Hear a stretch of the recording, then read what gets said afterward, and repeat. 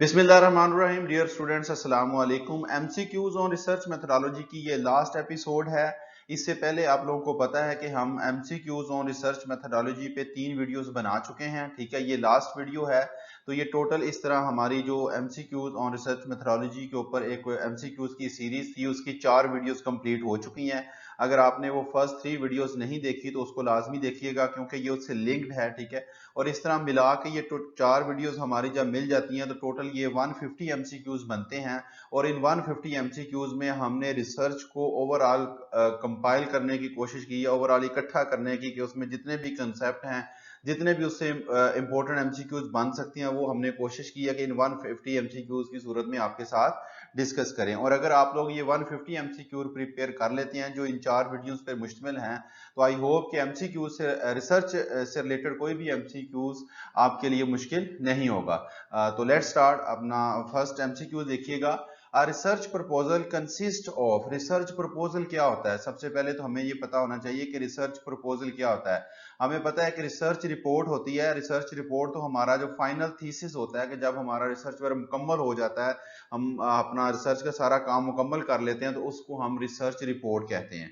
ये research proposal क्या होता है? रिसर्च प्रपोजल को हम सिनॉप्सिस भी कहते हैं। ठीक है, ये हमारा जो रिसर्च वर्क होता है ना, उसका एक रोड मैप भी होता है। ये हमारे रिसर्च वर्क का एक ब्लूप्रिंट भी होता है, कि यानी जब हम अपनी प्रॉब्लम को आइडेंटिफाई कर लेते हैं, अपने टॉपिक को आइडेंटिफाई कर लेते हैं, तो उसके बाद हम फिर क्या करते हैं, एक रिसर्च प्रपोजल बनाते हैं, एक सिनॉप्सिस बनाते हैं, अपनी रिसर्च वर्क का एक ब्लूप्रिंट तैयार करते हैं। यानी कि उसमें हम लिखते हैं जी मेरा ये टॉपिक है, इंट्रोडक्शन, या उसमें थोड़ा सा हम लिटरेचर को भी ऐड करते हैं। फिर हम उसमें मेंशन करते हैं कि हमारी पॉपुलेशन क्या होगी, सैंपल मैं कितना लूंगा, कौन सी मेथोडोलॉजी यूज करूंगा। ठीक है, यानी कि ये सारी चीजें हम फ्यूचर में लिखते हैं कि करूंगा करूंगा करूंगा। ठीक है, यानी कि ये हम अपना एक प्रपोजल पेश करते हैं अपने सुपरवाइजर को, कि जी ये मेरा टॉपिक है और ये मेरा रोड मैप है, मैं इस तरह काम करूंगा। उसको हम रिसर्च प्रपोजल कहते हैं। ठीक है, और रिसर्च प्रपोजल मोस्टली हमारा क्या होता है, इसमें इंट्रोडक्शन भी होता है, लिटिल बिट लिटरेचर रिव्यू भी होता है, और मेथोडोलॉजी भी होती है। और यहाँ पे वो हमसे यही पूछ रहा है कि रिसर्च प्रपोजल क्या होता है। रिसर्च प्रपोजल में याद रखिएगा, कभी भी कंक्लूजन्स ऐड नहीं होते, क्योंकि ये तो हमारा प्लान है कि हमने ऐसे काम करना है। इसी तरह रिसर्च प्रपोजल में कभी भी रिकमेंडेशंस नहीं होती। रिकमेंडेशन तो हमारी रिसर्च रिपोर्ट में होती है, कि जब हम काम कर लेते हैं तो हम आने वाले रिसर्चर्स को, न्यू रिसर्चर्स को रिकमेंड करते हैं कि आप इस तरह काम कर सकते हैं। उसके बाद लास्ट ऑप्शन डी देखिए, इसमें भी रिकमेंडेशन का जिक्र किया गया, तो लिहाजा करेक्ट आंसर जो हमारा होगा वो क्या होगा, ऑप्शन सी। जी, क्वेश्चन नंबर 2 है the research where the researcher can manipulate treatments to cause things happen. अब यह बात याद रखिएगा, जब भी मैनिपुलेशन की बात आएगी, जब भी ट्रीटमेंट को मैनिपुलेट करने की बात आएगी, तो इससे मुराद क्या होगा कि हम इंडिपेंडेंट वेरिएबल को मैनिपुलेट कर रहे हैं। यहाँ पे ये लिखा हो ना, देखें, the research where the researcher can manipulate treatment to cause the things happen. To cause the things happen यानी कि वो जो हमारा एक तो इंडिपेंडेंट वेरिएबल होता है ना, और दूसरा हमारा क्या होता है, डिपेंडेंट वेरिएबल होता है। और डिपेंडेंट वेरिएबल को हम क्या कहते हैं? डिपेंडेंट वेरिएबल का दूसरा नाम इफेक्ट भी होता है, और इंडिपेंडेंट वेरिएबल का नाम दूसरा काज भी होता है। तो यहाँ पे वो हमसे ये पूछ रहा है the researcher where the research where the researcher can manipulate the treatments, के जहां पे वो ट्रीटमेंट्स को मैनिपुलेट कर सकता है, इंडिपेंडेंट वेरिएबल को कंट्रोल कर सकता है, चेंज कर सकता है। ठीक है, किस लिए? To cause the things happen is, ताकि उससे कुछ आगे उसका कोई इफेक्ट हो सके, या उसके इफेक्ट में कोई चेंज हो सके। तो इस रिसर्च को हम क्या कहेंगे? तो याद रखिएगा, जब भी मैनिपुलेशन की बात आएगी तो हमारे ज़हन में सिर्फ एक ही नाम आना चाहिए, और वो है experimental research. Option C is correct. Question number 3, what is the pilot study? ठीक है, पायलट स्टडी क्या होती है जी? आप लोगों ने सुना होगा पायलट प्रोजेक्ट, के गवर्नमेंट ने इस काम के ऊपर पायलट प्रोजेक्ट स्टार्ट किया हुआ है। तो पायलट स्टडी रिसर्च में क्या होती है, कि जब हमने रिसर्च स्टार्ट करनी होती है, तो उससे पहले हम क्या करते हैं कि अपनी उस रिसर्च को स्मॉलर लेवल पे, छोटे लेवल पे, थोड़ी पॉपुलेशन के ऊपर अप्लाई करके देखते हैं, ताकि हम अपने रिसर्च प्लान को इम्प्रूव कर सकें। यानी कि हम थोड़ी सी पॉपुलेशन से या थोड़े से सैंपल से डाटा कलेक्ट करते हैं, फिर उसका थोड़ा सा एनालिसिस करके देखते हैं, ताकि हमें ये पता चल सके कि जब इस स्टडी को हम ब्रॉडर लेवल पे, बड़े लेवल पे, या जब हम एक्चुअल स्टडी करेंगे, तो उसमें हमें ये प्रॉब्लम्स आ सकती हैं, और हम उनको एक्चुअल स्टडी स्टार्ट करने से पहले ही सॉल्व कर लें, उनका सोल्यूशन ढूंढ लें। तो उसको हम पायलट स्टडी कहते हैं, कि जिसमें हम क्या करते हैं कि अपनी डाटा कलेक्शन की टेक्निक्स को या एनालिसिस या जो भी हमारा रिसर्च प्लान होता है उसको इम्प्रूव करने के लिए हम अपनी एक्चुअल स्टडी को स्टार्ट करने से पहले छोटे लेवल पे एक स्टडी करते हैं जिसको हम पायलट स्टडी कहते हैं। तो इसमें देखें मोस्ट अप्रोप्रिएट आंसर क्या बनता है, a study to test the tool of data collection. इसमें तो जस्ट उसने डाटा कलेक्शन को कह दिया ना कि हम डाटा कलेक्शन की जो टूल होते हैं उसको टेस्ट करने के लिए, तो जाहिर है पायलट स्टडी डाटा कलेक्शन के टूल को भी टेस्ट करने के लिए यूज होगी, या उधर उसके अलावा अदर टेक्निक्स जो होती हैं हमारी रिसर्च में उसको टेस्ट करने के लिए भी हम पायलट स्टडी करते हैं। मींस के ओवरऑल आपने ये याद रखना है कि पायलट स्टडी की जाती है कि जो हमारी एक्चुअल स्टडी होती है या हमारी रिसर्च का जो रोड मैप होता है या हमारी रिसर्च का जो ओवरऑल प्रोटोकॉल होता है उसको इंप्रूव करने के लिए हम पायलट स्टडी करते हैं। और ये होती क्या, ये हमने डिस्कस कर लिया। नेक्स्ट क्वेश्चन देखिएगा, विच of the following term best describes a research design in which neither the subject nor the investigator knows who is receiving the placebo or the substance under investigation। कि वो कौन सा research design होता है जिसमें ना तो इन्वेस्टिगेटर को पता होता है नंबर 1, और ना ही सब्जेक्ट को पता होता है। सब्जेक्ट से मुराद ये कि जिसके ऊपर हम कोई ट्रीटमेंट करना चाह रहे हैं, हमारा कोई participant individual. Who is receiving placebo, के कौन प्लेसबो ले रहा है और कौन जो है वो सही सब्सटेंस ले रहा है। अब हम इसको थोड़ा सा डिस्कस कर लेते हैं सॉरी, कि होता असल में ये है, ये जो प्लेसबो इफेक्ट लिखा हुआ है ना, प्लेसबो का मतलब ये होता है कि फेक मेडिसिन रियल रिस्पॉन्स, या डमी मेडिसिन भी इसको हम कहते हैं। यानी कि ये खास करके जब हमने साइकोलॉजी के अंदर ये मेथड हम यूज करते हैं, या अब हमने ये देखना हो कि कुछ लोग होते हैं ना, उन्होंने अपना माइंड सेट किया होता है जी कि फलां मेडिसिन मैं खाऊंगा तो मुझे रात को नींद आएगी, ठीक है।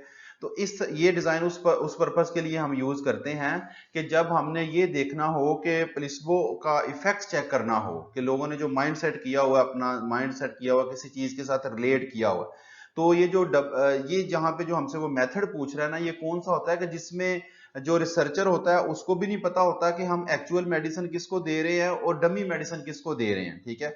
ये रिसर्चर को भी नहीं पता होता, और जो हमारा सब्जेक्ट होता है, जो हमारा इंडिविजुअल होता है, जो जिसके ऊपर हम रिसर्च कर रहे होते हैं, उसको भी नहीं पता होता, ठीक है। तो इस मेथड को हम डबल ब्लाइंड कहते हैं, जिसमें रिसर्चर भी नहीं जानता होता कि एक्चुअल मेडिसिन किसको दी जा रही है, और जो रिसीवर होता है उसको भी नहीं पता होता कि एक्चुअल मेडिसिन कौन खा रहा है और प्लेसबो कौन खा रहा है। यानी कि तीसरा बंदा जो होता है उसको पता होता है, वो जस्ट रिसर्चर को पकड़ा देता है जी कि ये दो मेडिसिन है, आपने दोनों अपने इंडिविजुअल्स को खिला देनी है। तो वो जरूरी नहीं है ये मेडिसिन ही हो, कोई और चीज भी हो सकती है, यानी कि जिसमें भी हम प्लेसबो इफेक्ट चेक करना चाह रहे हो, ठीक है।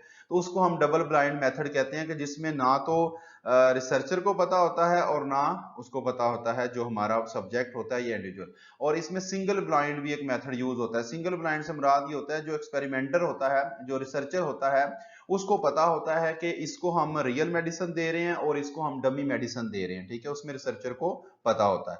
तो आई होप कि आपको ये समझ आ गई होगी कि डबल ब्लाइंड या सिंगल ब्लाइंड क्या है। डबल ब्लाइंड से मुराद ये कि रिसर्चर भी नहीं जानता कि इन दो इंडिविजुअल में से डमी मेडिसिन कौन खा रहा है और रियल मेडिसिन कौन खा रहा है, ये डबल ब्लाइंड है। और सिंगल ब्लाइंड से मुराद के रिसर्चर को पता होता है कि इसको मैं डमी मेडिसिन दे रहा हूं और इसको मैं रियल मेडिसिन दे रहा हूं, और फिर वो दोनों के रिजल्ट चेक करता है और उससे फिर उनको अंदाजा उसको होता है कि प्लेसबो का इफेक्ट क्या है। कि एक बंदे को हमने मेडिसिन दी, फर्ज करें नींद की मेडिसिन थी या वॉमिटिंग की मेडिसिन थी, हमने अपने इंडिविजुअल्स को बता दिया जी कि अगर आप ये गोली खाएंगे तो आपको वॉमिटिंग शुरू हो जाएगी, ठीक है। हमने क्या किया, एक बंदे को ओरिजिनल वो मेडिसिन दे दी जिससे वॉमिटिंग शुरू हो जाएगी, और दूसरे बंदे को हमने डमी मेडिसिन दे दी, वो वॉमिटिंग वाली नहीं थी, उसको भी हमने खिला दी। उसके बाद हम इफेक्ट चेक करेंगे कि जिसको हमने डमी मेडिसिन दी थी क्या उसने भी वॉमिटिंग शुरू कर दी है, हालांकि उसकी जो मेडिसिन थी वो तो डमी थी, वो तो फेक थी, वो तो वॉमिटिंग वाली थी ही नहीं, ठीक है। तो उसने जो वॉमिटिंग शुरू की है ये उसका प्लेसबो इफेक्ट था, कि उसने माइंड सेट कर लिया, उसके माइंड में ये बात आ गई कि ये जो मैं मेडिसिन खा रहा हूं इससे मुझे वॉमिटिंग शुरू होनी है, और डमी मेडिसिन खाने से भी उसको वॉमिटिंग फिर शुरू हो गई। तो इस तरह के डिजाइन में फिर जब हम ना रिसर्चर को बताते हैं कि डमी मेडिसिन किसको दे रहे हैं और ना हमारे क्लाइंट्स को पता होता है, सब्जेक्ट को पता होता है, उसको हम डबल ब्लाइंड कहते हैं। सॉरी स्लाइड पे थोड़ा सा टाइम ज्यादा लग गया, क्योंकि ये कंसेप्ट हमने अपने सब्जेक्टिव लेक्चर्स में डिस्कस नहीं किया हुआ था, इसलिए मैंने इसको जरा ज्यादा एलेबोरेट कर दिया यहाँ पे। क्वेश्चन नंबर 5 है, which one of the following is not a qualitative approach to research. अब हमें पता है कि क्वालिटेटिव अप्रोच जो है हमारी रिसर्च के डिजाइन है उसमें कौन कौन सी आती है। एक केस स्टडी या नैरेटिव रिसर्च होती है, ग्राउंडेड थ्योरी होती है, फिनोमिनोलॉजी होती है, एथनोग्राफी होती है। 4 डिजाइन हमारी क्वालिटेटिव अप्रोच में आते हैं। तो ये जो 5वां यहाँ पे डिजाइन लिखा हुआ है ना, कंपैरेटिव रिसर्च, ये क्वालिटेटिव अप्रोच में नहीं आता। Option D is correct. Question number 6 है जी, what is meta analysis. Meta analysis के बारे में हमने प्रीवियस लेक्चर में भी पढ़ा था, लेकिन वो क्वेश्चन और तरह से था। उसमें हमने ये देखा था कि वो उस मेथड को या उस एनालिसिस को क्या कहते हैं जिसमें हम डिफरेंट रिसर्च के रिजल्ट्स जो होते हैं उनको कंबाइन करते हैं। तो हमने कहा था जी मेटा एनालिसिस है। मेटा एनालिसिस को बाज़ जगहों पे जर्नल रिसर्च की टाइप भी कहा जाता है, लेकिन एक्चुअली ये जो मेटा एनालिसिस है ना, ये जब हम अपनी डिस्क्रिप्टिव स्टडी करते हैं ना, डिस्क्रिप्टिव स्टडी में अगर आपको याद हो तो हमने पढ़ा था डेवलपमेंटल स्टडी, और डेवलपमेंटल स्टडी में आगे हमने फिर पढ़ा था क्रॉस सेक्शनल और लॉन्गिट्यूडनल, फिर लॉन्गिट्यूडनल के आगे हमने पढ़ा था पैनल, कोहॉर्ट, ठीक है, इस तरह उसकी सीरीज। तो ये असल में मेटा एनालिसिस क्या होता है कि डिफरेंट जो स्टडी होती है उसके जो रिजल्ट्स होते हैं या डिफरेंट लेवल पे जो रिजल्ट्स होते हैं उनको एक जगह पे जब हमने कंबाइन करना होता है तो उसको हम मेटा एनालिसिस कहते हैं। तो इसका करेक्ट आंसर क्या होगा? Option C, descriptive study. और अगर ऑप्शन में डिस्क्रिप्टिव स्टडी ना हो तो फिर हम जनरल रिसर्च टाइप पे भी इसको क्लिक कर सकते हैं, टिक कर सकते हैं। अदरवाइज ये मेटा एनालिसिस एक मेथड है जो हम डिस्क्रिप्टिव स्टडी में यूज करते हैं, और मैंने जैसे बताया कि बाज़ औक़ात इसको as a general research type भी कंसीडर किया जाता है। Question number 7. The research participants are described in detail in which section of the research plan? कि वो हमारी रिसर्च प्लान या हमारी रिसर्च का कौन सा हिस्सा होता है जिसमें हम अपने पार्टिसिपेंट्स को डिस्कस करते हैं डिटेल के साथ कि हमारी रिसर्च में कौन पार्टिसिपेट कर रहा है। मींस कि हम पॉपुलेशन का जिक्र किस में करते हैं, सैंपल का जिक्र किस में करते हैं। तो हमें पता है हमारी रिसर्च का जो मेथोडोलॉजी वाला पोर्शन होता है, मेथोडोलॉजी वाला सेक्शन होता है, मेथड वाला सेक्शन होता है, उसमें हम डिस्कस करते हैं कि हमारे पार्टिसिपेंट्स कौन से होंगे, हमारी पॉपुलेशन कौन सी होगी। जी, क्वेश्चन नंबर 8 है, रिसर्च प्रोसेस शुड बी। जो हमारा रिसर्च प्रोसेस होता है उसको कैसा होना चाहिए? हमारे रिसर्च प्रोसेस को आप देखें जैसे लिखा कंट्रोल्ड, प्लान्ड और बाइस्ड, ये तो बिल्कुल नहीं होना चाहिए, ठीक है। उसके बाद planned, biased and dependent, biased नहीं होना चाहिए, डिपेंडेंट भी नहीं होना चाहिए, बल्कि क्या होना चाहिए, प्लान्ड एंड कंट्रोल्ड, कि हमारा वो एक मुकम्मल उसमें प्लानिंग मुकम्मल होनी चाहिए, हमने फुली उसको प्लान किया हो, और उसके साथ रिसर्चर का उसके ऊपर कंट्रोल होना चाहिए मुकम्मल हमारी रिसर्च प्रोसेस के ऊपर। तो option B is correct. Question number 9 है जी, which one of the following is used to test the relationship between the categorical variables. अब याद रखिएगा, की फिगर हमें मिल गया, की पॉइंट मिल गया, कैटेगोरिकल वेरिएबल। जो हमारा लास्ट लेक्चर था जिसमें हमने एमसीक्यूज ऑन डाटा एनालिसिस पढ़ा था, उसमें हमने दो टूल्स पढ़े थे। एक हमने पढ़ा था पैरामेट्रिक टेस्ट थे, और दूसरे नॉन पैरामेट्रिक। पैरामेट्रिक का हमने पढ़ा था ये क्वांटिटेटिव डाटा की सूरत में यूज होते हैं, और नॉन पैरामेट्रिक का पढ़ा था कि ये क्वालिटेटिव डाटा की सूरत में या कैटेगोरिकल वेरिएबल। कैटेगोरिकल वेरिएबल से मुराद भी क्वालिटेटिव ही होगा। तो उसमें हमने एक पढ़ा था कॉई स्क्वायर। तो यहाँ पे चूंकि वो बात कर रहा है कैटेगोरिकल वेरिएबल्स की, कि which one of the following is used to test relationship between categorical variable. तो चूंकि कैटेगोरिकल वेरिएबल्स के दरमियान रिलेशनशिप को हमने फाइंड आउट करना है या टेस्ट करना, तो लिहाजा ऑप्शन डी इज करेक्ट, हम कॉई स्क्वायर को यूज करेंगे। क्वेश्चन नंबर 10 है जी, the list of all the sources which you have used in your research work. अब यहाँ पे वो कह रहा है कि तमाम रिसोर्सेज जो आपने अपनी रिसर्च में यूज किए हैं उसको हम क्या कहते हैं? उसको हम रेफरेंस लिस्ट कहेंगे, जिन रिसोर्सेज को हमने यूज किया है। बिब्लियोग्राफी से मुराद ये होता है कि उसमें हम तमाम रिसोर्सेज का जिक्र करते हैं जिनको हमने रिसर्च में यूज भी किया, यानी कि जिनका हमने रिसर्च में हवाला भी दिया है, और जिनको हमने कंसल्ट भी किया। यानी कि बिब्लियोग्राफी में वो चीजें भी शामिल होती हैं जिनका हमने जिक्र अपने रिसर्च वर्क में नहीं किया होता, हमने उसका कोई रेफरेंस हवाला नहीं दिया होता, लेकिन हमने कंसल्ट किया होता है अपनी रिसर्च करने के लिए उस वर्क को, तो वो बिब्लियोग्राफी में आता है। ग्लोसरी जो होती है उसमें हम उन टर्म्स को यूज करते हैं जो अनकॉमन होती हैं, जो स्पेशली हमारी रिसर्च से रिलेटेड होती हैं, ताकि आम बंदा अगर पढ़े तो उन्हें समझ आ जाए कि ये इस टर्म से क्या मुराद था। यानी कि अनकॉमन टर्म्स को हम एक्सप्लेन करते हैं ग्रोसरी में। अपेंडिक्स जो होता है ये हमारी रिसर्च से रिलेटेड एडिशनल इंफॉर्मेशन होती है, कोई ग्राफ, कोई टेबल वगैरह इस तरह की चीजें अगर जो एडिशनल हम अपने टॉपिक या अपनी रिसर्च के मुताबिक अगर शेयर करना चाहते हैं तो वो फिर आएंगी अपेंडिक्स में, ठीक है। तो यहाँ पे चूंकि वो बात कर रहा है all the resources which you have used, कि जो रिसोर्सेज आपने इस्तेमाल किए हैं अपनी रिसर्च वर्क में, तो उसको हम रेफरेंस लिस्ट में उनका जिक्र करते हैं। क्वेश्चन नंबर 11 है जी, the part of thesis which provides background information of the problem. कौन सी इंफॉर्मेशन जी? Background information of the problem at hand, कि जो आपका टॉपिक है, जो आपका क्वेश्चन है, जो आपकी प्रॉब्लम है, उसका बैकग्राउंड हमें कौन सा हिस्सा बताता है? तो वो हमें पता है जी, इंट्रोडक्शन में ही हम उस चीज का जिक्र करते हैं जो हमारा टॉपिक होता है या हमारी जो प्रॉब्लम होती है उसका बैकग्राउंड हम अपने इंट्रोडक्शन में ही बताते हैं। क्वेश्चन नंबर 12 देखिएगा, a formal source that is used by researcher to obtain information for writing research work, उसे हम क्या कहते हैं? फॉर्मल सोर्स को, that is used by researcher to obtain information for writing, कि अगर रिसर्चर अपनी रिसर्च को लिखने के लिए, अपने रिसर्च को मुकम्मल करने के लिए कोई फॉर्मल सोर्स यूज करता है, इंफॉर्मेशन लेता है किसी और थीसिस से, किसी और के रिसर्च वर्क से कोई इंफॉर्मेशन लेता है अपने थीसिस को मुकम्मल करने के लिए, तो उसके लिए हम वर्ड क्या यूज करते हैं? साइटेशन, कि हम उसमें साइटेशन देते हैं अपने थीसिस में, उस वर्क का, किसी के वर्क का हवाला कर देते हैं, किसी के वर्क का जिक्र करते हैं, ठीक है, उसको हम साइटेशन कहते हैं। 13 नंबर पे क्वेश्चन है जी, the research which involves an in depth study and evaluation of available information to explain the nature of a complex phenomena. Number 1 पे इन डेप्थ स्टडी है, नंबर 2 पे इवेल्युएशन ऑफ अवेलेबल इंफॉर्मेशन। तो याद रखिएगा, जब भी इन डेप्थ स्टडी की बात आती है ना, तो हमारे माइंड में दो नाम आने चाहिए। नंबर 1 पे केस स्टडी, जो क्वालिटेटिव रिसर्च का एक डिजाइन है, केस स्टडी या नैरेटिव रिसर्च, और दूसरे नंबर पे एनालिटिकल रिसर्च। अब केस स्टडी जो होता है ना, उसमें हम अपना जो टॉपिक होता है उसको एक स्टोरी की फॉर्म में, एक नैरेटिव की फॉर्म में एक्सप्लेन करते हैं, बयान करते हैं, और जबकि होती वो भी इन डेप्थ स्टडी है। जबकि एनालिटिकल रिसर्च होती है, ये भी इन डेप्थ स्टडी होती है, लेकिन इसमें हम क्या करते हैं? इवेल्युएशन करते हैं अवेलेबल इंफॉर्मेशन की, किसी कॉम्प्लेक्स फिनोमिना को एक्सप्लेन करने के लिए। कोई भी फिनोमिना है, कोई भी टॉपिक है, उस कोई कॉम्प्लेक्स टॉपिक है, कोई कॉम्प्लेक्स बात है, कोई कॉम्प्लेक्स प्रॉब्लम है, उसको एक्सप्लेन करने के लिए हम जो अवेलेबल इंफॉर्मेशन होती है उसका इवेल्युएशन करते हैं, इसको हम एनालिटिकल रिसर्च कहते हैं। नंबर 14 पे, in research reviews of literature are becoming increasingly important due to. अब हमें पता है कि हमारी जो फाइनल रिसर्च रिपोर्ट होती है उसके 5 चैप्टर होते हैं। पहला चैप्टर जो होता है उसको हम इंट्रोडक्शन कहते हैं, दूसरे चैप्टर को लिटरेचर रिव्यू, तीसरे चैप्टर को मेथोडोलॉजी, चौथा चैप्टर जो होता है वो एनालिसिस होता है, और पांचवा चैप्टर जो हमारा होता है उसमें कंक्लूजन, समरी, डिस्कशन और रिकमेंडेशंस आते हैं। तो 5 चैप्टर हमारे होते हैं जब हमारा थीसिस मुकम्मल हो जाता है, जब हमारी रिसर्च रिपोर्ट तैयार हो जाती है।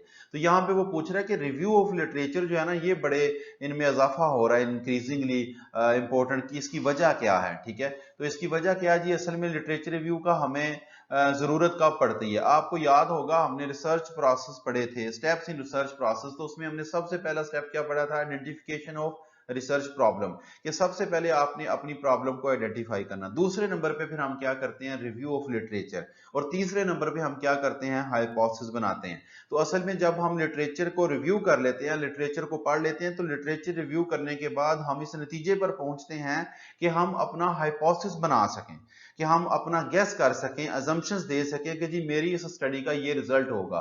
क्योंकि लिटरेचर को रिव्यू करने से हमने अपनी प्रॉब्लम से जुड़ी हुई जो बाकी स्टडी थी, जो दूसरे लोगों ने स्टडी की है ना, उसको हम जब रिव्यू कर लेते हैं, उसको जब हम पढ़ लेते हैं, तो उससे हम किसी ना किसी नतीजे पर पहुंच जाते हैं। हम इस नतीजे पर पहुंच जाते हैं कि मेरी इस रिसर्च जो है, इसका रिजल्ट ये हो सकता है। तो असल में जो रिव्यू ऑफ लिटरेचर होता है, ये हमें हेल्प करता है इन मेकिंग हाइपोथेसिस। नंबर 15 है जी, content analysis in research involves. Content analysis, अब देखें यहाँ पे दो लफ्ज हैं, नंबर 1 पे कंटेंट और दूसरे नंबर पे एनालिसिस। अब हमें पता है कंटेंट से मुराद क्या होगा? मटेरियल, डाटा, ठीक है, और एनालिसिस के मुराद उसका एनालिसिस करना। अब ये जो कंटेंट एनालिसिस होता है ना, ये हम करते हैं क्वालिटेटिव रिसर्च में। जैसे हमने प्रीवियस जो हमारी वीडियो थी उसमें हमने क्वांटिटेटिव डाटा का एनालिसिस करने के लिए डिफरेंट स्टैटिस्टिकल टेस्ट पढ़े थे ना, इसी तरह जो हमारी क्वालिटेटिव रिसर्च होती है ना, उसमें चूंकि हमारे पास डाटा जो होता है वो क्वालिटेटिव फॉर्म में होता है, वर्ड्स की फॉर्म में, पिक्चर्स की फॉर्म में, वीडियो की फॉर्म में होता है, ठीक है। तो उसका फिर हमने क्या करना होता है, एनालिसिस करना होता है, और उसका एनालिसिस जो होता है ना वो कंटेंट एनालिसिस कहलाता है। अब यहाँ पे वो कहता है content analysis in research involves, कि कंटेंट एनालिसिस से मुराद क्या होगा। नंबर 1 देखें, describing the characteristics of a group, बिल्कुल भी नहीं, ठीक है, ये कैरेक्टरिस्टिक्स नहीं बताता। Number 2, comparing non groups who have different experience, हाँ ये काम ये करता है, comparing non groups who have different experience, कि इसमें हम क्या करते हैं कि कंपैरिजन करते हैं, कंपेयर करते हैं कि एक ग्रुप ने जो अपना एक्सपीरियंस अल्फाज की सूरत में अपनी ओपिनियन दी, अपनी ऑब्जर्वेशन दी, दूसरे ग्रुप ने दी किसी एक पर्टिकुलर फिनोमिना के बारे में, किसी एक पर्टिकुलर टॉपिक के बारे में। तो कंटेंट एनालिसिस में हम उनका क्या करते हैं, कंपैरिजन करते हैं ताकि हम कोई रिजल्ट निकाल सकें। ये होता है कंटेंट एनालिसिस जो हम क्वालिटेटिव रिसर्च में करते हैं। कंपेयरिंग नॉन ग्रुप्स के, कोई भी वो ग्रुप जो उस टॉपिक के बारे में, उस फिनोमिना के बारे में मालूमात रखते थे, जानते थे, उनके एक्सपीरियंस को हम डिफरेंट उनके एक्सपीरियंस थे उनका हम कंपैरिजन करते हैं कंटेंट एनालिसिस में, ठीक है। नंबर 16 देखें, which one of the following is one of the spreadless type of relationship. ये स्प्रेडलेस क्या था, इसका नाम पूरा जो था वो जेम्स पी स्प्रेडले था, जो एक सोशल साइंटिस्ट था, ठीक है, सोशल साइंटिस्ट। इसने एथनोग्राफी के ऊपर बहुत ज्यादा काम किया था। अब एथनोग्राफी से आपके माइंड में एक बात आ रही होगी कि क्वालिटेटिव हमारी रिसर्च जो थी उसका एक डिजाइन था ना एथनोग्राफिक रिसर्च, जिसमें हम डिफरेंट कल्चर के ऊपर बात करते हैं, डिफरेंट कल्चर की स्टडी करते हैं। तो असल में ये जो स्प्रेडले था इसकी स्टडी ज्यादा जो थी वो एथनोग्राफी के ऊपर थी, कल्चर के ऊपर थी। तो इसने टाइप्स ऑफ रिलेशनशिप के लिए प्रेजेंट किया था 9, इसने फॉर्म ऑफ रिलेशनशिप जो थी वो कह लें कि सजेस्ट की थी या डिजाइन की थी, ठीक है। ये मैंने साथ पे जो टेबल है ये उनके नाम लिखे हुए हैं, स्ट्रिक्ट इंक्लूजन, इससे क्या मुराद होता है, इससे क्या मुराद होता है, इससे क्या, ये 9 वर्ड्स हैं, ठीक है, ये 9 रिलेशनशिप हैं। तो ये आप लोगों ने याद कर लेने हैं। आगे ये वाले याद करने की जरूरत नहीं है कि रिलेशनशिप क्या बनता है, अलबत्ता टाइप उसने बाजुकात पूछ लेता है। जैसे इस क्वेश्चन में पूछा हुआ है कि which one of the following is one of the spreadless type of relationship, के इस जो स्प्रेडलेस ने टाइप ऑफ रिलेशनशिप दी थी वो कौन सी थी, वो 9 थी। उसमें देखे ना जैसे ये लिखा हो फर्स्ट वाली स्ट्रिक्ट इंक्लूजन, तो इसको इसने एक्सप्लेन किया था कि स्ट्रिक्ट इंक्लूजन से क्या मुराद होगा कि x is a kind of y, यानी कि उसने फर्ज किया कि x और y दो पर्सन हैं या दो लोग हैं। तो यहाँ पे वो कहता है x is a kind of y, तो अगर स्ट्रिक्ट इंक्लूजन हम टर्म यूज करेंगे तो इसका मतलब ये होगा कि x is a kind of y। इसी तरह दूसरी देखें, स्पेशल अगर वो यूज करता है टर्म तो इसका मतलब क्या होगा, x is a place in y, उसके बाद x is a part of y, ठीक है। यानी कि अगर ये टर्म यूज करता तो कहता जी इस रिलेशन से मुराद ये होगा कि x जो है वो y का पार्ट है, हिस्सा है। और ऊपर वाले में जो स्ट्रिक्ट इंक्लूजन था उसमें क्या था कि x is a kind of y, कि x y की ही एक किस्म है। यानी कि ये उसने टाइप्स ऑफ रिलेशनशिप को एक्सप्लेन करने के लिए जो रिलेशनशिप की टाइप्स थी उसको 9 अल्फाज में बयान किया था। तो यहाँ पे वो देखें, हम अगर देखते हैं स्ट्रिक्ट इंक्लूजन, उसके बाद सीक्वेंस, काज एंड इफेक्ट, ये तीनों इसकी टाइप्स ऑफ रिलेशनशिप में आते हैं। तो लिहाजा करेक्ट आंसर क्या होगा, option D, all of above. उसके बाद क्वेश्चन नंबर 17 है जी, the process of quantifying data, data को क्वांटिफाइंग करने के प्रोसेस को हम क्या कहते हैं। तो हमें पता है जी, सिंपल है, एन्यूमरेशन कहते हैं क्वांटिफाइंग करना, उसको कह लें कि दूसरे नंबर पे कह लें कि न्यूमेरिक फॉर्म में लेके आना, काउंटेबल फॉर्म में लेके आना, तो उसको हम एन्यूमरेशन कहते हैं। Option C is correct.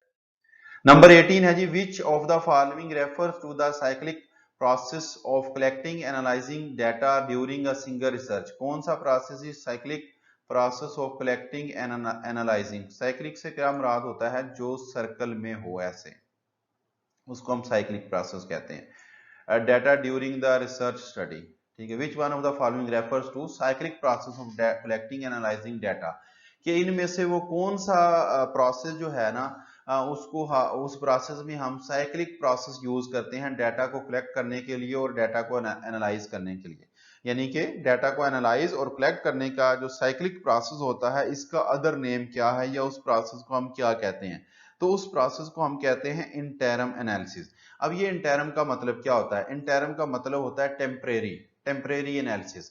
ये जो इंटरम एनालिसिस होता है ना, ये भी हम क्वालिटेटिव रिसर्च में करते हैं, ठीक है, कि हमारी रिसर्च चल रही होती है और हम साथ उसका साइक्लिक प्रोसेस में उसकी कलेक्टिंग एनालाइज यानी कि उसको हम साथ ही उसका एनालिसिस भी कर रहे होते हैं ताकि हम ये जज कर सके जो हमारा क्वेश्चन है, जो हमारा रिसर्च क्वेश्चन है वो सही तरीके से एड्रेस हो रहा है या नहीं हो रहा। जो चीज हम फाइंड आउट करना चाह रहे हैं, जिस चीज के ऊपर हम रिसर्च कर रहे हैं, वो एड्रेस हो रही है या नहीं हो रही। तो साइक्लिक प्रोसेस इसलिए इसको कहते हैं कि इसमें हम बार बार ये काम दोहरा रहे होते हैं। एक यानी कि हमारे पास वो डाटा जो होता है, हमारी जो रिसर्च होती है, जो हमारा सैंपल होता है, उससे हम डाटा बार बार लेके उसको एनालाइज कर रहे होते हैं, ठीक है। इसलिए इसको साइक्लिक प्रोसेस कहा जाता है कि जिसमें हम क्या करते हैं कि टेम्परेरी एनालिसिस करते हैं ताकि जो रिसर्च क्वेश्चन हमारा है उसको हम देख सके कि वो सही तरीके से एड्रेस हो रहा है या नहीं। नंबर 19 पे, this is the process of transforming qualitative research data from written interviews और field notes into the typed text. ये क्वालिटेटिव रिसर्च डाटा जो होता है उसको ट्रांसफॉर्म करने के प्रोसेस को, उसको ट्रांसलेट करने के प्रोसेस को क्या कहते हैं। यानी कि इसमें उसने बता दिया कि जो आपका क्वालिटेटिव डाटा है वो चाहे आपको रिटन इंटरव्यूज में मिलता है, चाहे आपको फील्ड नोट्स में मिलता है, तो जब उसको आप ट्रांसलेट करते हैं टाइप्ड टेक्स्ट में तो उसको हम क्या कहते हैं जी, ट्रांसक्रिप्शन कहते हैं। ट्रांसक्रिप्शन का मतलब यही होता है ट्रांसलेशन। ये ज्यादातर जब हमारा क्वालिटेटिव डाटा होता है तो उसमें चूंकि हमारे पास डाटा तस्वीरों की फॉर्म में भी होता है, ऑडियो वीडियोस की फॉर्म में भी होता है, ऑब्जर्वेशन की फॉर्म में भी होता है, तो जब हम उसको कन्वर्ट करते हैं टाइप्ड टेक्स्ट में तो उसको हम ट्रांसक्रिप्शन कहते हैं। उसके बाद क्वेश्चन नंबर 20 देखिएगा, in a research report preliminary page matters include. अब हमें पता है ये प्रीलिमिनरी जो पेजेस होते हैं, इससे मुराद क्या होता है, जो इनिशियल पेजेस हमारे थीसिस के रिसर्च वर्क के जो इनिशियल पेजेस होते हैं, जिसमें हमारा कवर पेज आ जाता है, यानी कि टाइटल पेज आ जाता है, एक्नॉलेजमेंट आ जाती है, डेडिकेशन आ जाती है, सर्टिफिकेशन आ जाती है, टेबल ऑफ कंटेंट्स आ जाते हैं, तो इनको हम इनिशियल पेजेस या इनको हम क्या कहते हैं, प्रीलिमिनरी पेजेस या प्रीलिमिनरी मैटर्स कहते हैं। तो अब यहां से वो हम पूछ रहे हैं कौन सा है। अब देखें ऑप्शन बी में, उसमें चूंकि अपेंडिक्स का जिक्र आ गया, तो ये अपेंडिक्स जो होते हैं ये तो हम थीसिस के एंड पे देते हैं, शुरू में ये नहीं आते। दूसरे नंबर पे ऑप्शन बी में रेफरेंस लिस्ट का जिक्र कर दिया, तो रेफरेंस लिस्ट भी चूंकि एंड पे आती है लिहाजा ये भी गलत। तीसरे नंबर पर देखें title page, acknowledgement, table of contents, ये तीनों चीजें जो होती हैं ये हमारे प्रीलिमिनरी मैटर्स में या प्रीलिमिनरी पेजेस में शामिल होती हैं, लिहाजा ऑप्शन सी इज करेक्ट, ठीक है। 21 नंबर क्वेश्चन है जी, which one of the following is not, ये यहाँ पे सॉरी 1 आना था, ए मिसिंग है। Which one of the following is not an essential part of the report writing, कि जब हम अपने थीसिस को मुकम्मल रिपोर्ट राइटिंग कर रहे होते हैं तो इसमें से कौन सा हिस्सा जो है वो उसका लाजमी हिस्सा नहीं होता।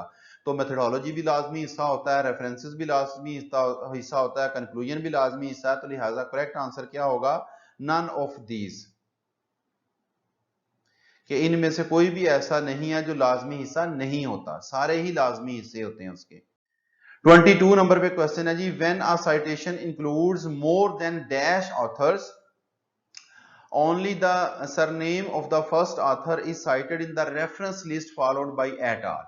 अब यहाँ पे वो ये कह रहा है जी कि जब आपने किसी और के डाटा, किसी और के थीसिस से कोई डाटा ले लिया है, अब आपने अपने थीसिस में वो डाटा उसका यूज किया, लेकिन साथ आपने रेफरेंस भी देना कि भाई ये डाटा मैंने फलां से लिया है। अब अगर तो वो डाटा हमारा जो हमने किसी बंदे का यूज किया, अगर तो उसके आथर 1 या 2 हो तो वो हम लिख देते हैं, ठीक है। अगर उसके आथर ज्यादा होते हैं तो उसकी 2 अलग अलग तरीके से एलेबोरेशन है, वो यहाँ पे मैं आपको एलेबोरेट कर दूं। एक होती है टेक्स्ट साइटेशन। टेक्स्ट साइटेशन से मुराद ये होता है कि पैराग्राफ के अंदर, यानी कि थीसिस के अंदर अगर आपने उसका रेफरेंस देना है, उनका नाम लिखना है उन ऑथर्स का जिनकी आप डेफिनेशन या जिनकी किसी टेक्निक का, जिनके आप अल्फाज वहां पे यूज कर रहे हैं। तो इन टेक्स्ट क्या होता है कि 3 या 3 से ज्यादा ऑथर्स अगर होते हैं इन टेक्स्ट साइटेशन में, तो हम क्या करते हैं, सिर्फ फर्स्ट ऑथर जो होता है उसका सरनेम लिखते हैं और साथ एट ऑल लिख देते हैं, और साथ उसका ईयर आ जाता है कि किस साल में उन्होंने काम किया था, ठीक है। यानी कि ये इन टेक्स्ट साइटेशन होगी। लेकिन अगर हमने जो एंड पे हमारी रेफरेंस लिस्ट होती है ना, वहां पे फिर हम क्या करते हैं, वहां पे हम तमाम ऑथर्स का नाम लिखते हैं, ठीक है। लेकिन वहां पे अगर हमारे पास ऑथर्स 6 से ज्यादा हो जाते हैं, यानी कि अगर तो 6 तक हो, फिर तो हम तमाम ऑथर्स का नाम लिखेंगे रेफरेंस लिस्ट में, ये बार बार रिपीट कर रहा हूं, रेफरेंस लिस्ट में। तो अगर 6 से ज्यादा हो जाते हैं रेफरेंस लिस्ट में, तो फिर हम क्या करते हैं कि जस्ट फर्स्ट ऑथर का नाम लिखते हैं, उसका जो सर नेम होता है, यानी कि फर्स्ट ऑथर का जो लास्ट नेम होता है ना, अगर फर्ज करें उसका नाम काशिफ अली है तो अली उसका क्या होगा, लास्ट नेम हम अली यूज करेंगे और उसके साथ एट आल लिख देंगे और साथ ईयर लिख देंगे रेफरेंस लिस्ट में, ठीक है। पहले ऐसे होता था। अब जो न्यू है, अब एपीए स्टाइल का 7th एडिशन जो आ चुका है ना जी, 7th एडिशन, उसमें थोड़ी चेंजेस हैं। चूंकि ये क्वेश्चन प्रीवियस बेस पे बना हुआ है, इसको मैंने इसको डिस्कस कर लिया कि हो सकता है पेपर में यही क्वेश्चन आ जाए। तो अगर 7th एडिशन जो अब आया ना, इसमें उन्होंने कहा जी कि इन टेक्स्ट साइटेशन का रूल वही है कि पैराग्राफ के अंदर थीसिस के अंदर जब आपने रेफरेंस देना है, वहां पे आपने ऑथर्स का नाम लिखना है। तो वहां पे तो आपने ऐसे ही करना है कि अगर 3 या 3 से ज्यादा होंगे तो फिर सिर्फ पहले का लास्ट नेम यानी कि पहले का सरनेम यूज करेंगे और साथ एट ऑल लिख देंगे। लेकिन जो रेफरेंस लिस्ट होगी ना, वो 7th addition of APA style जो है ना, 7th addition of APA style, उसके मुताबिक वो कहता है जी कि आपने क्या करना है कि अगर आपके 3 से लेके 20 तक ऑथर्स होते हैं तो रेफरेंस लिस्ट में आप सबके नाम लिखेंगे। जैसे पहले ये होता था ना कि 6 से ज्यादा होंगे तो आप सिर्फ पहले ऑथर का सरनेम लिखेंगे और बाकी एट ऑल कर देंगे। लेकिन अब उन्होंने कह दिया 7th addition of APA style में कि आपने 3 से लेके अगर 20 तक ऑथर्स हैं तो रेफरेंस लिस्ट में तमाम का जिक्र करना है, और अगर मोर देन 20 है तो फिर क्या करना है, फिर आपने ऐसे करना है कि पहले 19 जो होंगे उनका नाम लिखेंगे और उसके आगे ऐसे डॉट डॉट लगा के आखिरी ऑथर का नाम इस तरह लिख देंगे जो भी उसका नाम होगा, ठीक है। ये अभी न्यू जो 7th addition of APA style है उसमें ये वाला प्रोसेस है। प्रीवियस जो था वो हमने डिस्कस कर लिया, ठीक है। 23rd नंबर पे क्वेश्चन देखें, the abstract should be about how many words. Abstract क्या होता है कि हमारे थीसिस में आपने देखा होगा अक्सर थीसिस के शुरू में जो प्रीलिमिनरी पेजेस होते हैं, उनके बाद उन्होंने इंट्रोडक्शन वाला जो चैप्टर होता है उससे पहले उन्होंने क्या दिया होता है, एब्स्ट्रैक्ट दिया होता है। एब्स्ट्रैक्ट क्या होता है कि आपके मुकम्मल थीसिस का एक निचोड़ होता है, एक समरी होती है। आपका जो रीडर होता है जिसने आपका थीसिस पढ़ना होता है वो आपका एब्स्ट्रैक्ट पढ़ के इस चीज का अंदाजा लगा लेता है कि इस थीसिस में मेरी कोई काम की चीज है या नहीं है, यानी कि जिस टॉपिक पे जिस प्रॉब्लम पे वो काम कर रहा है उसको आपका एब्स्ट्रैक्ट पढ़ के ये आइडिया हो जाता है कि ये वाला थीसिस मेरी हेल्प कर सकता है या नहीं कर सकता, ठीक है। तो यहाँ पे वो आपसे पूछ रहा है जी अल्फाज कितने होने चाहिए एब्स्ट्रैक्ट में। तो मोस्टली जो इसके लिए फिगर चलता है ना, वो चलता है जी 150 से लेके 250 तक एब्स्ट्रैक्ट जो है इनमें अल्फाज होने चाहिए, 150 से 250 तक। कुछ जर्नल जो हैं वो कहते हैं जी 300 तक भी हो जाए तो कोई मसला नहीं है एब्स्ट्रैक्ट में, यानी कि कम से कम 150 और ज्यादा से ज्यादा 300। यहाँ पे गिवन ऑप्शन में जो हमारे लिए मोस्ट सूटेबल है वो क्या है, 120 है, चूंकि ये 150 के करीब करीब है, 450 बहुत ज्यादा हो जाता है, ठीक है।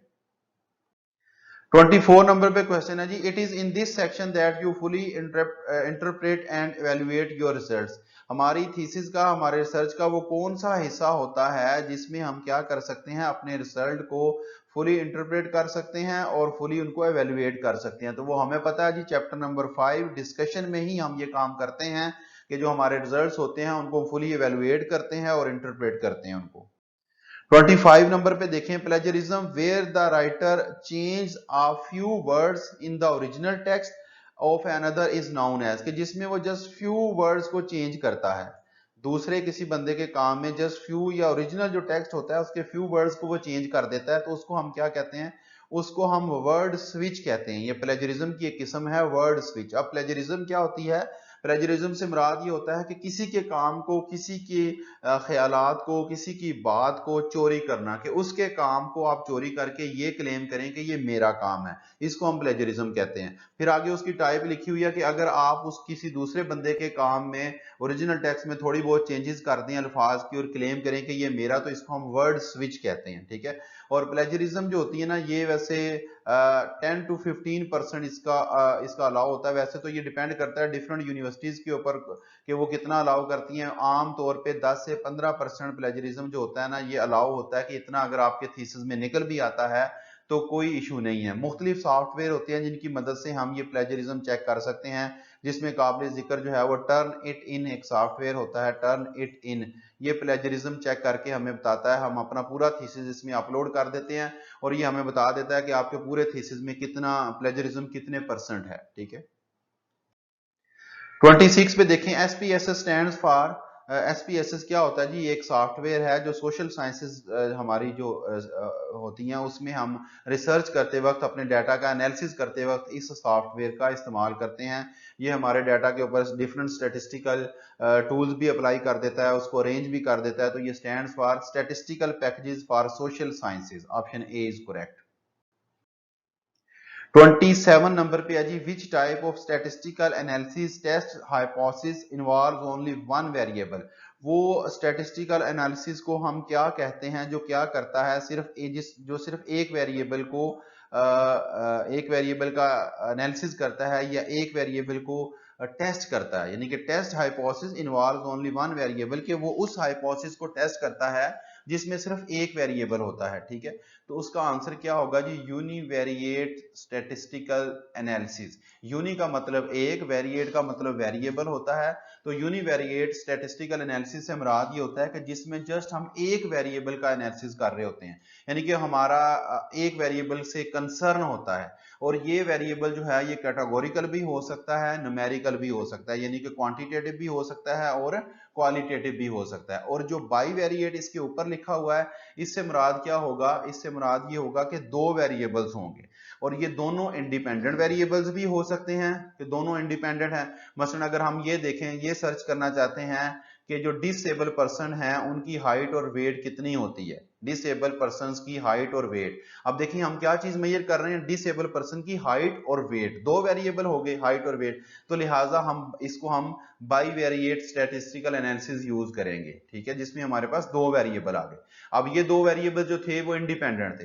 अब इसमें ये भी हो सकता है कि दो वेरिएबल्स में एक इंडिपेंडेंट हो और दूसरा डिपेंडेंट हो। फॉर एग्जांपल मैं ये कहता हूं कि हम ये चेक करना चाहते हैं कि आइसक्रीम की जो सेल है वो टेम्परेचर के मुताबिक बढ़ती है या कम होती है। अब इसमें भी हमारे पास दो वेरिएबल आ गए, एक आइसक्रीम की सेल और दूसरे नंबर पे टेम्परेचर ऑफ द डे। ठीक है, अब यहाँ पे देखें टेम्परेचर ऑफ द डे और जो आइसक्रीम की सेल है इसमें एक इंडिपेंडेंट वेरिएबल है और दूसरा डिपेंडेंट वेरिएबल है। तो इसमें भी चूंकि हैं तो दो ही वेरिएबल, लिहाजा हम यूज क्या करेंगे? Bivariate statistical analysis. या ये कह लें कि इस किस्म के सॉरी, या ये कह लें कि इस किस्म के वेरिएबल्स का जब हम एनालिसिस करेंगे तो उसको हम क्या कहेंगे? बाईवेरिएट स्टैटिस्टिकल एनालिसिस, के जिसमें हम उस हाइपोथेसिस को टेस्ट करते हैं जिसमें दो वेरिएबल्स होते हैं, तो उसको बाईवेरिएट स्टैटिस्टिकल एनालिसिस कहते हैं। और हम अगर उस हाइपोथेसिस को टेस्ट करें जिसमें सिर्फ एक वेरिएबल होता है तो उसको हम यूनिवेरिएट स्टैटिस्टिकल एनालिसिस कहते हैं। ठीक है, अब इसकी एग्जांपल क्या हो सकती है यूनिवेरिएट स्टैटिस्टिकल एनालिसिस की? इसकी एग्जांपल ये हो सकती है कि अगर हम ये देखना चाहते हैं जी कि जो फिजिकल एजुकेशन के स्टूडेंट्स हैं उनका मैट्रिक में उनके ग्रेड्स क्या थे। अब देखें ना, हमारा फोकस किसके ऊपर है कि मैट्रिक में उनके ग्रेड्स कैसे थे, बस इसके ऊपर है। एक वेरिएबल के ऊपर हम काम कर रहे हैं कि मैट्रिक में ग्रेड्स कितने हैं, एक वेरिएबल के ऊपर काम कर रहे हैं, तो लिहाजा यूनिवेरिएट स्टैटिस्टिकल एनालिसिस हम यूज करेंगे। 29 नंबर पे क्वेश्चन देखें, विच ऑफ द फॉलोइंग बिकम्स की इंडिकेटर ऑफ वेदर और not a hypothesis can be supported. कि की इंडिकेटर क्या होता है जो हमें ये बताता है कि हमने इस हाइपोथेसिस को सपोर्ट करनी है या नहीं करनी। यानी कि किसी हाइपोथेसिस की जो वर्थ होती है, किसी हाइपोथेसिस की जो वैल्यू होती है, किसी हाइपोथेसिस की रिजेक्शन या एक्सेप्टेंस जो डिपेंड कर रही होती है, वो कहता है किस पे डिपेंड कर रही होती है। तो वो हम पता है हमें कि वो सिग्निफिकेंस लेवल पे डिपेंड कर रही होती है। जब हम स्टैटिस्टिकल टूल उसके ऊपर अप्लाई करते हैं तो उस हाइपोथेसिस की जो सिग्निफिकेंस लेवल होता है वो हमें ये बताता है कि हमने इस हाइपोथेसिस को सपोर्ट करनी है या नहीं करनी। तो इसे हम सिग्निफिकेंस लेवल कहते हैं या पी वैल्यू भी इसे कहा जाता है। ठीक है, 29 नंबर क्वेश्चन देखें जी, dash is a statistical technique that relates a dependent variable to one or more independent variable. उस स्टैटिस्टिकल टेक्निक को हम क्या कहते हैं जो क्या करती है? डिपेंडेंट वेरिएबल को रिलेट करती है एक या एक से ज्यादा इंडिपेंडेंट वेरिएबल के साथ। जैसे हमने स्टैटिस्टिकल टेस्ट पढ़े थे ना, डिफरेंट टी, जी, कॉई स्क्वायर वगैरह, इसी तरह रिग्रेशन भी एक टेक्निक होती है स्टैटिस्टिक्स में जो हमें ये बताती है कि एक वेरिएबल का दूसरे वेरिएबल के साथ रिलेशन बताती है, एक वेरिएबल का दूसरे वेरिएबल के ऊपर इंपैक्ट बताती है। यानी कि जब हमने ये चेक करना हो कि एक डिपेंडेंट वेरिएबल जो है वो एक या एक से ज्यादा इंडिपेंडेंट वेरिएबल के साथ रिलेट कर रहा है या नहीं कर रहा, रिलेशनशिप को फाइंड आउट करना हो, इंपैक्ट को चेक करना हो, तो हम क्या यूज करते हैं, रिग्रेशन मेथड यूज करते हैं, रिग्रेशन की टेक्निक्स यूज करते हैं इंपैक्ट चेक करने के लिए, रिलेशनशिप चेक करने के लिए, ठीक है। And last question is to limit a research word dash are used in Boolean operations. ये बोलियन ऑपरेशन क्या होता है, ये एक किस्म का कह लें कि जब हम रिसर्च करते हैं गूगल के ऊपर या किसी डेटाबेस के ऊपर सर्च करते हैं, तो हम ये चाहते हैं कि हमें वही चीजें मिलें जो हम सर्च करना चाह रहे हैं, यानी कि हम अपनी स्टडी को या नैरो करना चाह रहे होते हैं या एक्सपैंड करना चाह रहे होते हैं, या हम ये कहते हैं कि एग्जैक्टली यही चीजें मिले, या हम ये कह रहे हैं कि इससे मिलती जुलती भी चीजें मिल जाएं हमें, ठीक है। तो हम अपनी रिसर्च को, हमने जब सर्च इंजन के ऊपर किसी चीज को सर्च करना होता है, तो अपनी सर्च को हम क्या करते हैं, या हम एक्सपैंड कर सकते हैं। एक्सपैंड कब होगी कि जब हम कहेंगे कि ये चीज मिल जाए या इससे मिलती जुलती मिल जाए, तो या हम उसको नैरो करना चाहते हैं जी कि हमें सिर्फ यही चीज मिले, ठीक है। तो उसके लिए बूलियन ऑपरेशंस यूज किया जाता है। ये जो बूलियन ऑपरेशन होता है ना, इसमें जो वर्ड्स यूज हम करते हैं वो होते हैं तीन। एक होता है एंड, ठीक है, यहां पे चले मैं टिक करके बता देता हूं। एक ये वाला होता है एंड, और दूसरे नंबर पे होता है और तीसरे नंबर पे होता है नॉट। ये तीन वर्ड्स बूलियन ऑपरेशंस में यूज होते हैं। अब अगर हमने अपनी सर्च को करना हो एक्सपैंड, तो हम क्या करेंगे, एक्सपैंड के लिए सिर्फ ये वाला वर्ड यूज किया जाएगा और, ठीक है। यानी कि जब हम सर्च करेंगे अपना टॉपिक लिख के, तो उसमें हम और साथ उसके दूसरा शामिल कर देंगे जो भी हमारा टॉपिक होगा। तो अगर हम और यूज करते हैं तो इसका मतलब हम अपनी सर्च को एक्सपैंड करना चाह रहे हैं कि इससे मिलती जुलती चीजें भी हमें मिल जाएं। और बाकी जो दो वर्ड होते हैं ना, एंड और नॉट, ये दोनों वर्ड जो है ना, ये हम यूज करते हैं अपनी सर्च को नैरो करने के लिए, अपनी सर्च को नैरो करने के लिए, ठीक है। तो यहां पे वो हमसे पूछ रहा है टू लिमिट आवर रिसर्च, कि हम अपनी उसको सर्च को लिमिट करना चाह रहे हैं, नैरो करना चाह रहे हैं, तो कौन से दो अल्फाज यूज होंगे, एंड और not. Option D is correct के ए एंड बी, यानी कि इस क्वेश्चन का जो करेक्ट आंसर होगा वो क्या होगा जी, ऑप्शन ए एंड बी, ये इसका करेक्ट आंसर होगा जी। यहाँ पे हमारे 30 क्वेश्चंस कंप्लीट हो गए हैं, और हमारे एमसीक्यूज इन रिसर्च मेथोडोलॉजी के ऊपर जो हमने एक सीरीज स्टार्ट की हुई थी वो कंप्लीट हो गई है। टोटल हमने 150 एमसीक्यूज को डिस्कस किया है, और हमने कोशिश की है कि जो भी बेसिक कंसेप्ट है रिसर्च से रिलेटेड, उसको हम एमसीक्यूज की फॉर्म में आप लोगों के साथ लाजमी डिस्कस करें। तो अगर ये 150 एमसीक्यूज आप लोग तैयार कर लेंगे, तो होप्स हो कि रिसर्च से रिलेटेड कोई भी क्वेश्चन आपको आ जाए सामने आपके, तो आपके लिए वो मुश्किल नहीं होगा। अपना बहुत सारा ख्याल रखिएगा। चैनल को अगर आपने सब्सक्राइब नहीं किया तो प्लीज लाजमी इसको सब्सक्राइब करें, शेयर करें और लाइक करें। Thank you very much.